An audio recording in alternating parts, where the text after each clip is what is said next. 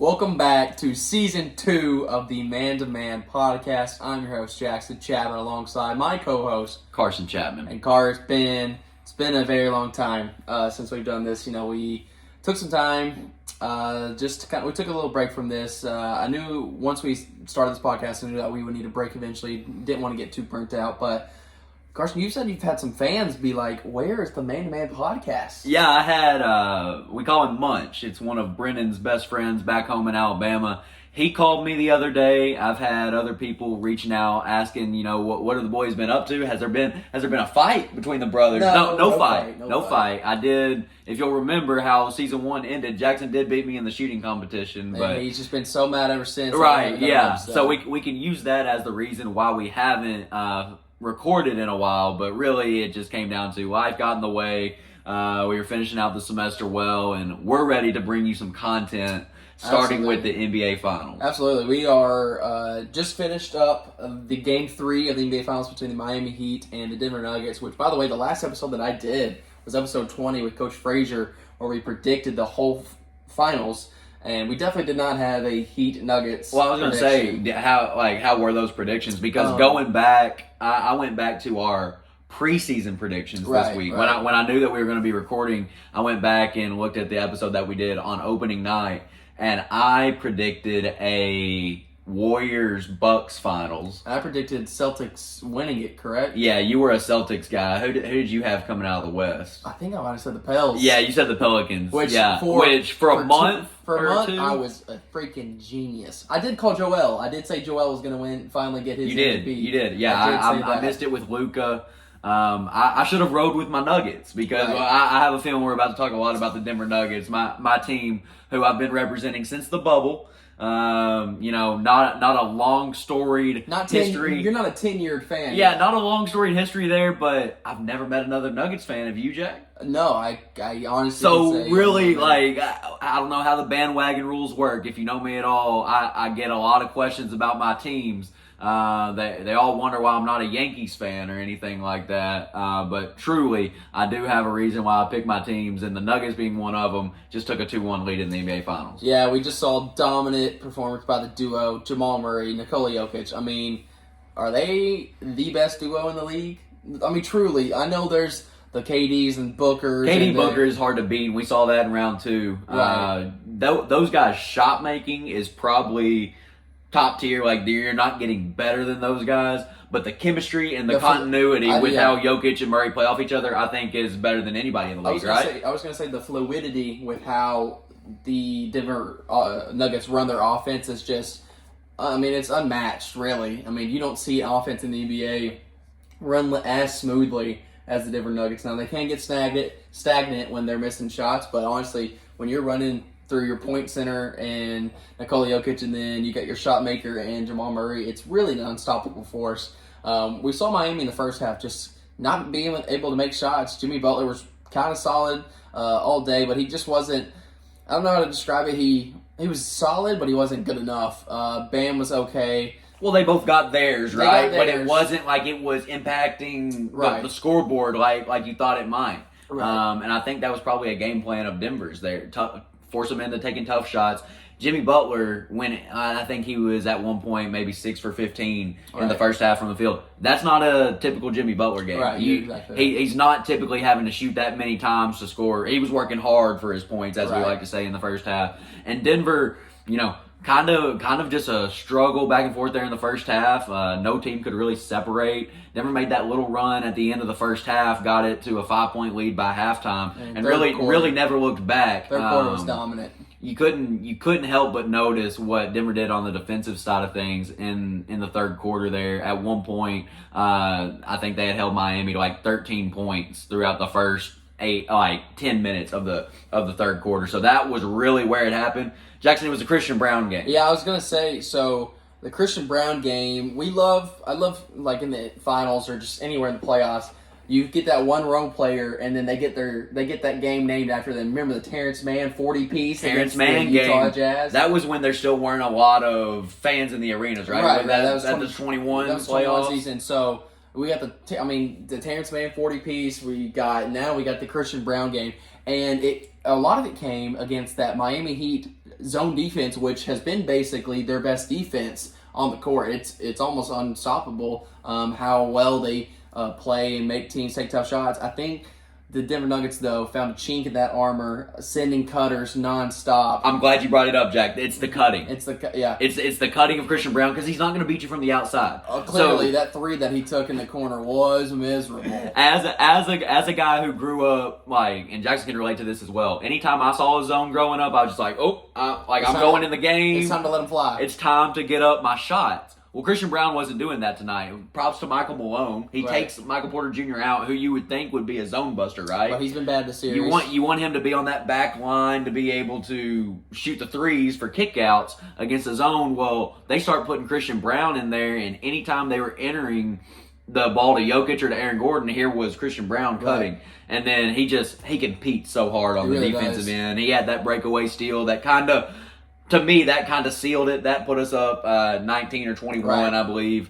And Christian Brown I can't say enough good things about what he did tonight. But it's that Denver offense cutting off of the entry passes to Jokic, and he and Jamal just diced them up all night. You've got a 30-point triple-double. From both of them. For both of them. Right. That's probably a first That's in got NBA to be a history. record. That's got to be the first duo. Unless KD and Russ did it in 2012. But in a finals game, I'm not sure. I don't know. I'm not sure. So that was really, really good to see. I thought the boys really battled on the defensive side of things and the rebounding. I haven't really looked at the rebounding numbers. I know Jokic had 20-something. Yeah, Jokic had 20 rebounds, but I thought we did a lot better job of cleaning the glass on the defensive end and letting that start our transition. We don't want to go against that Miami zone, so the more that we can get out in transition, the better, right? So devil's advocate here. I know you're a big Nuggets fan, but as the Miami Heat, I'm not a fan, but as someone who... Well, as somebody that picked the Heat going into the series, you stabbed me in the back, Jack. Well, I just kind of wanted to see an 8 seed do it, and they're on this historical run, and... I know Denver's a 1 seed, but they've never been to the finals before. Right. Isn't it their turn? I guess so, but I think the one thing that's killing Miami Heat is not enough production from Caleb Martin. And Caleb Martin's the one who willed you through that Boston series. I thought he should have been the Eastern Conference Finals MVP. 100%. I know Jimmy 100%. Butler is the heart and soul, but Caleb Martin was the guy. He won them that series. He won them that series because Jimmy, let's be honest, games 5 through 7, Jimmy wasn't very good. Jimmy was not very good. Caleb Martin had to will them to He made every big shot in that Game 7. You're absolutely right, Jack. It comes down to these role players for the Heat. You've got Max Strus, you've got Gabe Vincent, you've got Caleb Martin. If those guys are combining for 30-plus, pretty tough to beat the Heat. Pretty tough to beat the Heat. You throw in Duncan Robinson. Yeah, who got hot down there in the stretch, kind of forcing Denver to put starters back in and start taking the game seriously when they cut it down to, I think it got down to 9 at one point, 9 or 7. So just really good all the way around effort from the Nuggets. And Jackson, I wanted to ask you what you thought the main difference was in their intense, like what gave the Nuggets the advantage in this second half as opposed to previous second halves. Well, we talked about the Christian Brown aspect, but it was also, I think Jamal, they said Jamal played 40-something minutes, and Jamal, in Game 2, just wasn't very aggressive. Wasn't looking for a shot, kept passing up shots, turned the ball over a couple times. Tonight, we saw the Jamal Murray that we are fully... Playoff Murray? Right, we are aware of this Jamal Murray. We don't know who the guy was in Game 2. We know this guy. And so, having him be aggressive and having him attack, 30 points tonight on his middies honestly, the most unstoppable play in basketball right now is get the ball to Jokic at the top of the key, and then Murray just run around him, and he just does a little handoff. The little handoff. What do you do? You can't get around Jokic. He's too big. He's too tall. If you both go to Jamal Murray, Jokic is going to take it for a little He's going to keep floater. and take it, yep. If you sag off of Jamal, he's going to take the 3, and if you go all the way around, you're trailing him, he's going to go all the way around Jokic, and then he's going to do a little... That's right. He's going to hit him back on the back side. So it's honestly, I don't know why they don't run that every freaking time. Like, they do it the majority of the game, but I think tonight we just saw a good game. Well, did you think the intensity level was different? It was different. Because Coach Malone, to his credit, was not shy about calling out the team after the Game 2 loss at home, blowing a 15-point lead that they had in the first half. He just said, it's NBA Finals, and I'm having to coach effort. That should never be the case, right? Yeah, no, coaches should never be able to worry about, are my guys giving enough effort? Are they going their full 100%? The coaches' jobs are X's and O's. And when you have to get caught up in, okay, is he playing hard? Okay, is he playing hard on defense? Okay, is he giving it all he's got? Is he pacing himself? That is something that extra that the coach has to worry about, and they have to worry about enough already. And so I think tonight the intensity was there. Miami kind of looked sluggish. I think they're gassed. Honestly, How could they not be? How could right? they not be gassed? And they've been playing over their heads for so long here, right. and you like I'm scared to death. Like I'm watching that game all the way up until the final buzzer, and I'm just like, I'm never going to count this Heat team out. Right. And that's not changing for me. How do you feel the rest of the way in the series? Well, you saw that stat. I know it's different now, but it was a plus 90 point differential in the fourth quarter for the Heat this whole playoff. Holy cow. Which is insane. And so if the Heat are just somewhat consistent, quarters 1 through 3, and it's within 5, if it's within 10, I think the Heat got a good shot. But it's when they go scoreless for so long, and it's mostly just like taking threes, breaking. Bam Adebayo missed midi, or Jimmy Butler missed midi. They sometimes don't get enough looks on layups, I don't think. Well, that was a huge story in the game, was points in the paint. Right. Denver definitely dominated the points in the paint. Right. And so when Jimmy can't attack the paint, because Aaron Gordon, who has been your X factor so far, love what Aaron Gordon's doing defensively. AG is just taking the charge, and he's guarded the best player on every team so far in these playoffs. And so it's been a great series. People who said this was a snooze fest, I actually looked and said, and this is the highest watched playoffs since the first KD with the Warriors, the first KD and Cavs series. This is the highest since then. Yep. Well, take that for data. Yeah, take that. Oh, this is going to be boring. The NBA rating. Who cares about NBA ratings? These are two good basketball teams. Most of these guys are watching it on Stream East anyway. Like, the ratings don't matter because you have such a large audience on this, on these other platforms that are illegal. If you got the ratings from there plus the ones who are actually watching it legally, I'm sure the ratings are probably through the roof. Playoff games on Stream East? Oh, everything's on Stream East. Are you sure? Everything's on Stream East, man. Stream East don't miss, man. Please sponsor Jackson. Oh my gosh, but and somehow get the viruses off my computer because I've watched way too many Nuggets games and UFC fights on my... I've watched too much OKC on there, man. My laptop battery dies in about same here. 10 minutes. It's bad.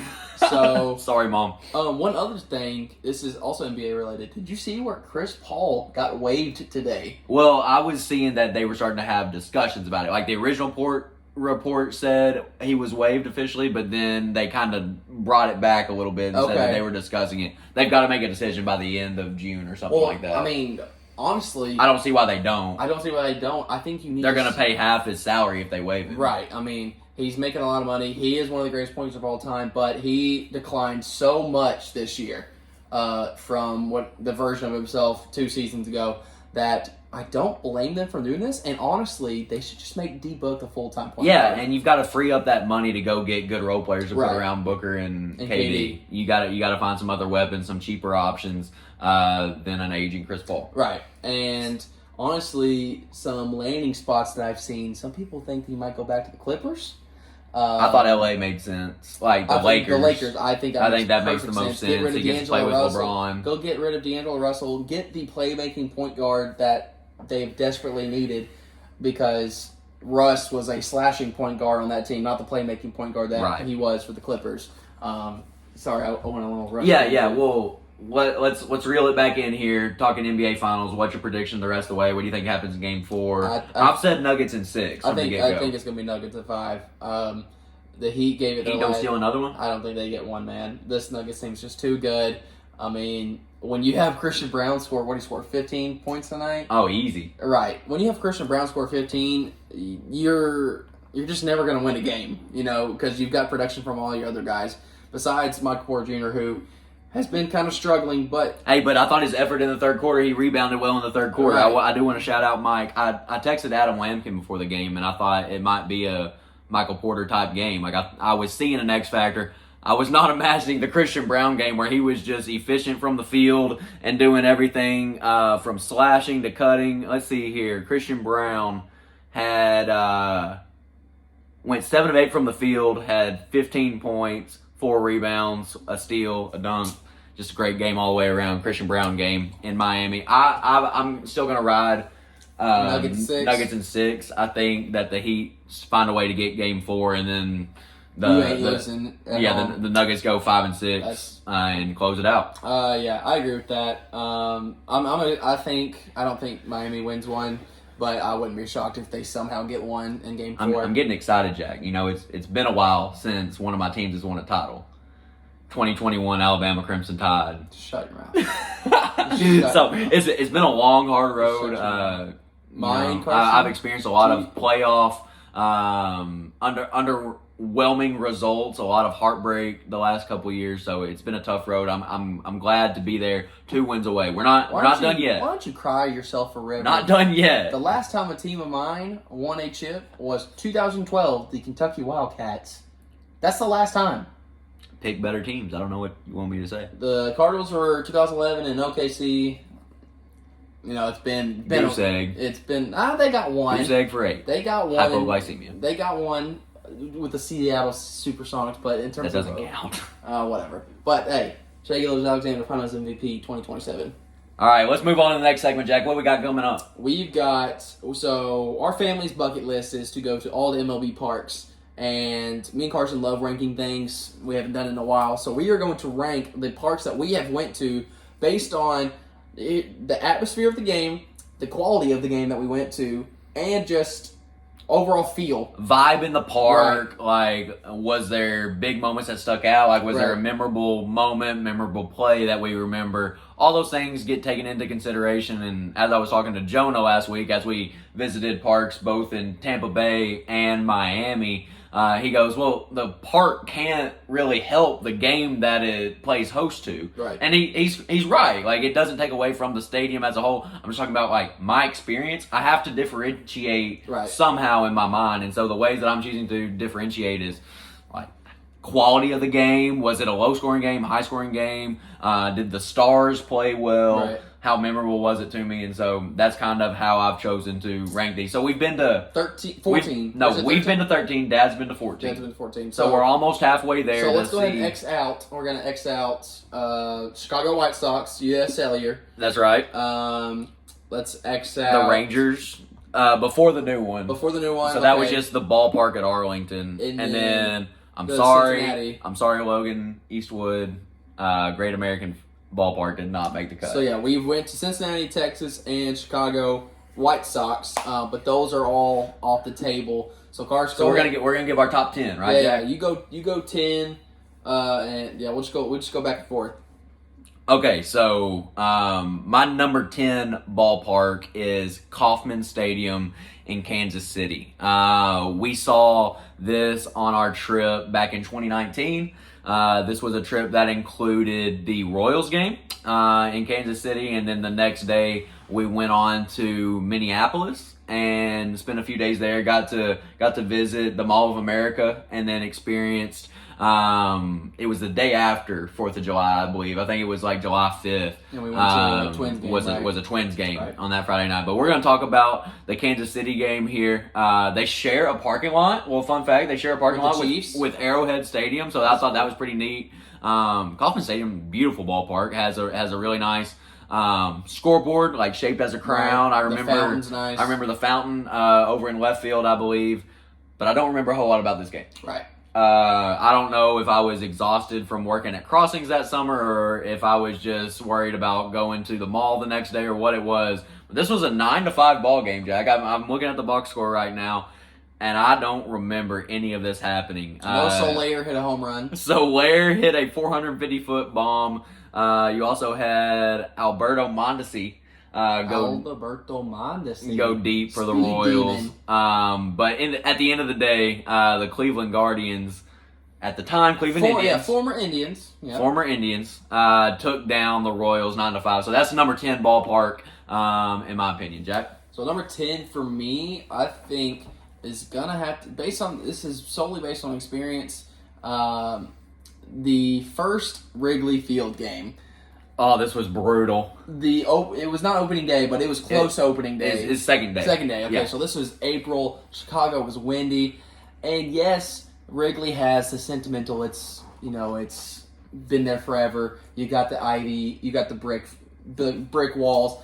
The tradition. You're right, so the tradition. But in terms of the actual park, it's not that cool. Like, well, it was getting renovated at the time. You remember that? Right. I think we used porta potties. Something like yeah, that. something was happening with the bathroom. So I don't even remember the game, honestly, that we went to. I think the Cardinals won, but I don't. I couldn't tell you that for Could not sure. tell you. But my experiences at Wrigley have just been like, it's all right. It's whatever. The best part of going to Wrigley Field was getting Giordano's. I was gonna say, let's be real. as the pizza connoisseurs that we are, having Chicago style pizza for the first time and it being Giordano's famous stuffed crust, Right. That was the most memorable part of the trip, not the baseball game. Right. So I'll go Wrigley as 10. Wrigley as 10. That's my 10th best ballpark. All right, number 9 for me. We just visited this last week. I've got Lone Depot Park in Miami. You'll notice a theme in my rankings, Jack. I kind of dig the dome arenas, Right. The dome ballparks. I like a controlled environment. I like that the sun's not shining down on me. No sweat. As sweaty guys, we sweat all the time. I like air conditioning. Right, we do love some air conditioning. And I like the fact that the sun was not beating down on me in Miami, especially. Really cool game that we got to see last week between the Padres and the Marlins. Fun fact, the guy that was pitching for the Padres that night played travel baseball against me one day. I knew this story was going to come up. Yeah, so his name is Ryan Weathers. And he didn't have too great of an outing. No. He gave up an absolute bomb to Brian De La Cruz. Cruz. I kind of like that guy. Right. I kind of like that guy from he's Miami. kind of nice. And you've got the MLB hits leader in Luis Ariz. Dude, hey, is he going to hit 400?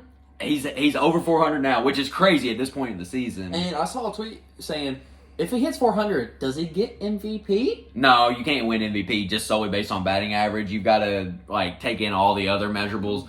Batting average is overrated. We know this. I know it in is. 2023, batting average is overrated. It is, but if he would have done this in 1997, yeah. I think he wins MVP. Well, the game has changed. Right, the game has changed. The game has changed. You're right. But this was a 9-5 win. This was a comeback win for the Padres coming back, and we saw some Padres fans in front of us, kind of getting to experience that. Had a gentleman in front of us who spoke a different language from us, hollering the entire game. Fernando Tatis.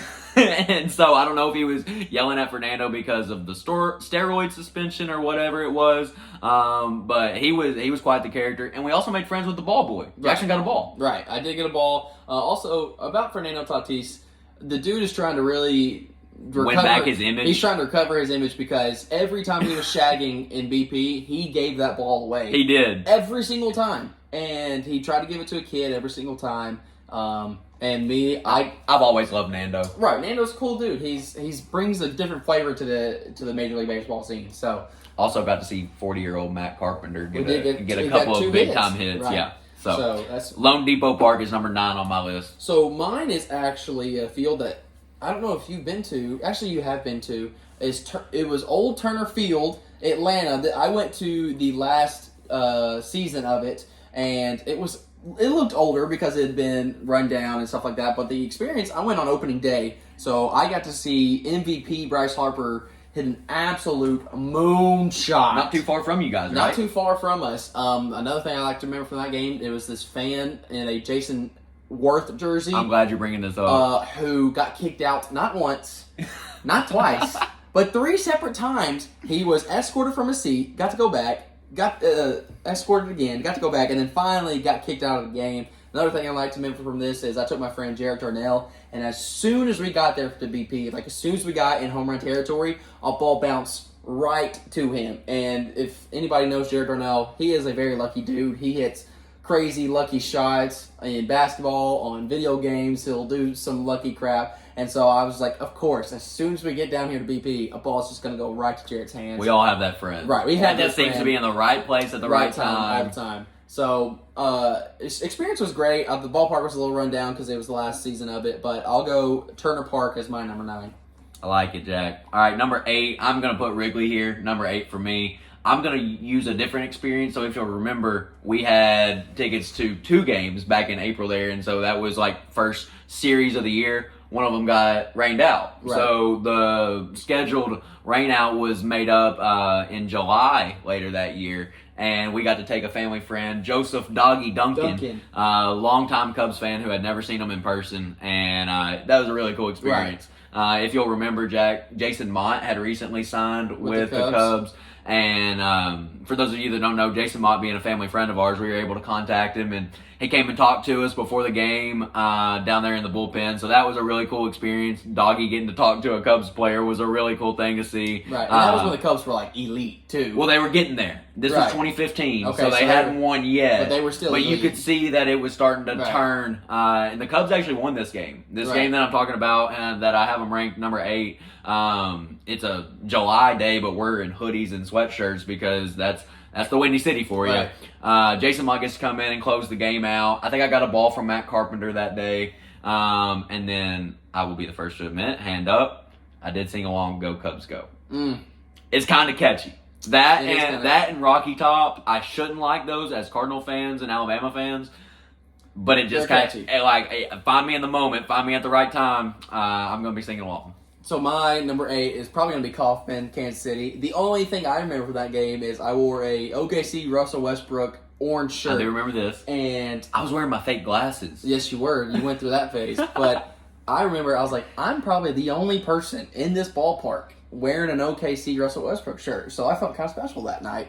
But not much from that game was too memorable. I remember the Solaire tank, but yeah, Kauffman Stadium is very pretty. We got to go to the College Basketball Hall of Fame in Kansas City. I remember that now. Yeah, and good that call. was a lot of fun. We got to see just kind of the history of college basketball, and the game was good too. So number 8 is going to be Kauffman for me. All right, number 7 for me, PNC Park. All right, a lot of you baseball historians might say this is way too low. This is where the Pittsburgh Pirates play. Lot of history there because you go back to the Roberto Clemente days. Right. They have the Clemente Bridge that we got to walk across. Beautiful skyline. And they have the Clemente Bridge, Jackson. Right. But when you go to a game in June, 80 billion degrees, and you sit at the top of the Clemente wall, you can get a sunburn. And it will be miserable. And you will need to make an emergency Walmart run right after the game. I'm talking from personal experience. I really don't remember a lot of this game. I remember Gregory Polanco throwing me a ball. I remember Chris Stewart, a guy who we looked up on our road trip home from Miami. The dude was hitting 150. Had 3 hits this game. Did he really? Yes, I remember that vividly. A guy, I'm like, man, this guy sucks. Oh, wait, he's got 3 hits in a row. That's a classic backup catcher playing in a day game. Right, and the getaway day. Right. That's right. So yeah, I've got PNC Park here. Great view. A lot of cool features about that park. But the sunburn, man, that was miserable. I had to get aloe on my knees ASAP, and so I've got it number 7. All right, so my number 7, I think I'm gonna have to agree with you on PNC Park being here. Did you have a similar miserable experience? Right. You know, I do remember. I do remember being crushed in the middle of you and Dad, and our father has lost so much weight. He really has, but at this time he had not. And I'm sure he'll appreciate that, Jack. Hey, no, I'm giving him a shout out. The dude has lost what, 102 over pounds? 100 pounds. So shout out Ed Chapman. But I mean, it wasn't fun for me. I was squished. I do not like being squished. I don't like my personal space being invaded. Jackson likes to spread out. I like to spread out when I sit, and I could not do that day. Not the most entertaining game. It was not like the most 4-2. entertaining. You're right. Yeah, something low scoring. Both teams were not very good at that time, I don't feel like. And so, yeah, PNC Park, it's beautiful. I'm sure if we went on another day where it wasn't as miserable, we would rate this higher. But for now, like if we went and watched the Pirates game this year, they'd probably be pretty fun to watch. This is the hand we've been dealt, Jackson. When we've only been to it one time, we can only draw on that one experience, right? All right, the list goes on. Number 6, I've got Target Field. I mentioned it briefly earlier. This was a high-scoring affair between the Twins and the Rangers. The Twins kind of were the surprise story in baseball that year. And this was the summer of 2019. That was the year that they kind of broke out. I'm pretty sure they won the Central in the American League. They they scored 15 runs. They had 20 hits in this game I looked up. And I remember fireworks going on after the game. Right. I'm a big firework guy. Guy. I love 4th of July. I love eating burgers. I love eating hot dogs, and then the fireworks just top it off. So anytime you go to a game and you get a fireworks show after the game, that's a pretty memorable experience. So I've got Target Field at number 6. My number 6 is going to be Miami. I loved I don't know, it just kind of felt like a cool vibe park. The team is somewhat, they're on they're on an incline. They've got some stuff. We got to see Sandy Alcantara. We got to see Sandy, who's not in his Cy Young form right now, but that park was fun. I really enjoyed getting to watch BP. We got to see some tanks. We saw Gary Sanchez, an absolute nuke in BP. He really did. I mean, this was one of in my personal viewing of baseball. Didn't you think it was coming right to us, and then it ended up clearing us by about 100 feet? We're in left field, and we're like a row above the bullpen, and Gary Sanchez hits this ball, and I'm like, oh, Carson, hey. Jackson thinks we're camped under I said, pay attention, this coming, and I watched it go about 40 feet past me, and hit the back wall. Right, it was a nuke, so I'll go Miami as my number 6. All right, number 5, we just visited last week, Tropicana Field. You got the Tampa Bay Rays, best team in baseball, hosting the Dodgers, who were, I think, the second best team in baseball. I think it was, just a great marquee matchup. Really cool vibe. When we walked into Tropicana Field, you got a dude standing on, a blow-up ball. He was a clown. Right. He was juggling at the same time. They had a dude on stilts. The vibe there was a party atmosphere. It was a party atmosphere. And you can do that when you're the best team in baseball. Yeah. And so just a really easy to get around the park. You got a stingray exhibit. Oh, that was when we were going to our seat, I was like, this feels way too, It was chill. I was like, where's the security? Where is everybody, I don't know. It just, it felt like we were at, a high school baseball game. Yeah. The vibe was just so laid back and calm, and everybody was nice and friendly, and I got to go up to all the box seats, and they asked me what I was doing. I said, I just want to see the rest of the stadium, and they let me, and so I got to see every square inch of that place. Great experience when we were ordering food, Jack. Right. The lady was so nice. I couldn't get over how nice the workers were. Right. They were so glad to be there. This was an early Sunday game. Right. Elite ice cream. Ice cream was elite there. Got to get ice cream out of the helmet. Oh, that's a staple for my mother and I. If we're going to one of these games, we're getting an ice cream helmet. And then I think to top it all off, Jack, just seeing it was an 11-10 game. 27 hits. Bunch of home runs. And then the family in front of us really made that game. We met a family who had ties to Austin Peay, and so the husband had been a coach at Austin Peay. Dad really hit it off with him. The mom was chatting it up with me and Jackson, and we just had a really good time watching baseball that day. So Tropicana Field, great experience for me. It's number 5 on my list. My number 5 is a little low, according to you, but I'm going Progressive Field. I'm going the Indians Field at number 5. I remember this being a high-scoring affair for the Indians, not for the Blue Jays. I remember Edwin Encarnacion hitting 2 home runs, and then Abraham Almonte hit one, a name that probably hasn't played since that season. I mean, the dude, I couldn't tell you much about that dude. But a good vibe. We went to Wahlburgers before the game. We got to see the LeBron statue and the LeBron just big poster over the city when he was still playing in Cleveland. Good overall game. I thought 13-3 that game was. Abraham Almonte. Right. I just the park was cool. I don't know. There's not much else I can say. It was a good experience. Nothing bad about it. So yeah, number 5. I mean, we are getting. This is the top 5. Right. So these are all good experiences. These are all good ballparks. They're all good. Right. But we're trying to differentiate. We're trying to create some conversation. We want you to chime in and let us know how we did. But the show goes on, Jack. To number 4 we go. I'm going with Truist Park. Park I've never been to, actually. Yeah, Park Jackson's never been to. I visited Turner Field back when I was younger, and then I went to Truist Park for Jonah Brannon's bachelor party a couple of summers ago. They just so happened to be playing the Cardinals, which was a good experience for me. This was the year after COVID, and so this was a doubleheader. This was a 7-inning doubleheader type day. We were supposed to see a game Saturday and Sunday. The game on Saturday got rained out. We ended up spending the whole day at Topgolf and then came back on Sunday.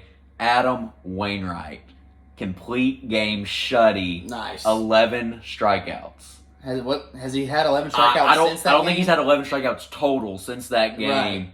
Right. But he went 7 complete innings, 11 strikeouts against the Braves there, and just absolutely, that was one of the most fun experiences I've had as an I like going into an opposing ballpark and being the loud guy. being the one that's celebrating your team dominating on the road. And then later that night, we come back for the second half of the doubleheader, and Ronald Acuna put a bomb into the seats and gave the Braves a 1-0 lead, and that was all they needed. Right. Ronald Acuna also threw a ball to Jonah, and as we all thought that was like his bachelor party gift, right? Well, there's a lady behind him that says that he should have given it to the little boy that was sitting beside him, and so that was a definitely moment of conflict there. Right. That Jonah's trying to decide: do I give this ball to him or do I take it because Ronald Acuna definitely threw this to me? Jonah kept it. It's in his office. And good for Jonah. Honestly, hey, let's normalize adults having fun at baseball games. Right. Why can't the guys that love the game, even if they're in their 20s, why can't they get a ball every now and then? Why can't they get an autograph? Why is that so weird? You might get some hate for that in the comments. Well, okay.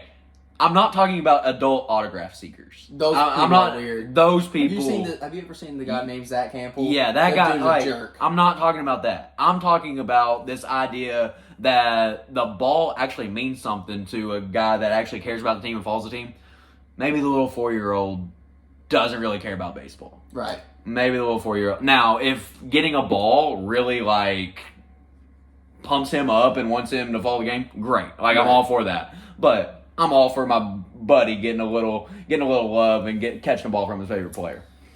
I can't disagree with you there. Number 4, Truist Park. All right, my number 4 is Target Field. Target Field, we had a little rain delay this game, but I remember the skyline being very pretty. Target Field's a pretty new field, 2014 or 2015 when it was built, and so the game was fun. Jorge Polanco, I believe, went deep. I can't remember who else went deep, but a good game. They played who did they play that game? Rangers. The Rangers. And like you said, the Twins were pretty good that year. That was the year they hit a ton of home runs as a team. So Target Field, pretty nice field. One of my favorite trips was as a family was actually the Minnesota trip. Yeah, being in Minnesota for a couple of days, getting to see Mall of America, riding all the roller coasters at Mall of America, and then I think we took a little train to the game. Yes, we got to go right by U.S. Bank Stadium for the Vikings. So yeah, number 4 for me. Is that number 4? Yeah, that was number 4 for you. Is Target Field. All right, top 3, Jack. Top 3, go ahead. Let's finish strong. I've got Minute Maid Park. This is the home of the Astros. This was before the cheating scandal. This was the year after their World Series win, so they had already cheated during that World Series run, but nobody knew about it. So, Jack, I got wrapped up into the moment, and I started pulling for the Astros hard. I went back and watched videos and looked at pictures from this game. I don't know that I've ever cheered for an opposing team more than or for a team other than the Cardinals more than I was cheering for the Astros that day. Just a really cool, another dome environment. As you'll remember, they had that reconstruction in center field and kind of have the backdrop now with the Houston Astros logo there in center field as a batting guy. Just really cool vibe. And then not every day you get to see a walk-off home run. And it was a nuke. Alex Bregman sitting dead red, hits one off the Crawford boxes. Well, and another thing I like to remember is, I forgot who the closing pitcher was. He gave him 2 high fastballs, and Bregman swung and missed both of them.